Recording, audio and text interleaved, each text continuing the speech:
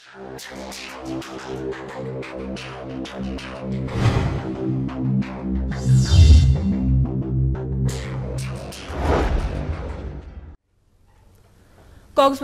টেকনাফ ও উখিয়ার 4টি পয়েন্ট দিয়ে বাংলাদেশে ঢোকার সময় রোহিঙ্গা বোঝাই 4টি নৌকা ফেরত পাঠিয়েছে বিজিবি।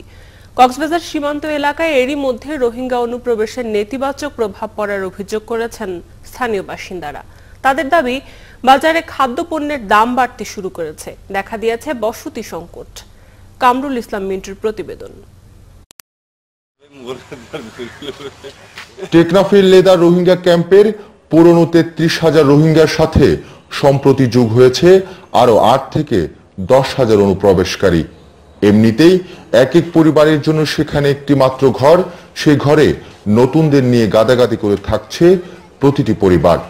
যারা আসছে ওদেরকে স্থান দেওয়ার মতো, আশ্রয় দেওয়ার মতন সাধ্য আমাদের নাই, বা আমাদের একটা ফ্যামিলিতে 8 বা 10 একটা ঘর অভাবী মানুষ আর তো 10 বা করে 10 কোনো জায়গা তো আল্লাহ। শুধু আবাসন নয়, নেতিবাচক প্রভাব পড়েছে কক্সবাজারের চাল, সবজি ও মাছের বাজারে। এলাকার লোকজনের দাবি, বাজারে চাহিদা বেড়ে যাওয়ায় প্রতিটি পণ্যের জন্য বাড়তি টাকা দিতে হচ্ছে।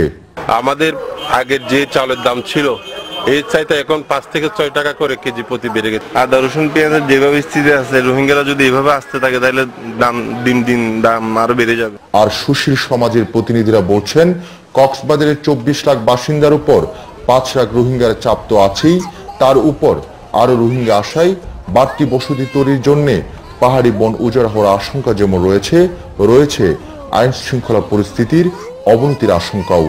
রোহিঙ্গারা এমনিতে কক্সবাজারের শ্রমবাজার দখল করে আসছে। ব্যাহতভাবে যদি রোহিঙ্গারা অনুপ্রবেশ করতে থাকে তাহলে কক্সবাজারের স্থানীয় মানুষ বেকারত্বের সমস্যায় ভুগবে। এদিকে মিয়ানমারের রোহিঙ্গাদের উপর নির্যাতনের প্রতিবাদ করে কক্সবাজারের রাখাইন সম্প্রদায়ের নেতারা জানিয়েছেন, রোহিঙ্গাদের উপর মানবতা বিরোধী অপরাধ করছে সেদেশের সরকার। যে চিত্রগুলো আমরা দেখতেছি সেটা আসলে আমরা সাপোর্ট করি না। সংবিধানের অজুহাতে মুসলিম রোহিঙ্গাদের উপর চরম নির্যাতন, হত্যা, ধর্ষণ এর তীব্র প্রতিবাদ জানাই আমরা। এত কিছুর পরেও সীমান্তে বিজিবির কড়াকড়ি সত্ত্বেও শত শত রোহিঙ্গা বাংলাদেশে অনুপ্রবেশ করছে প্রতিদিন। কামরুল ইসলাম মিন্টু, 71, কক্সবাজার।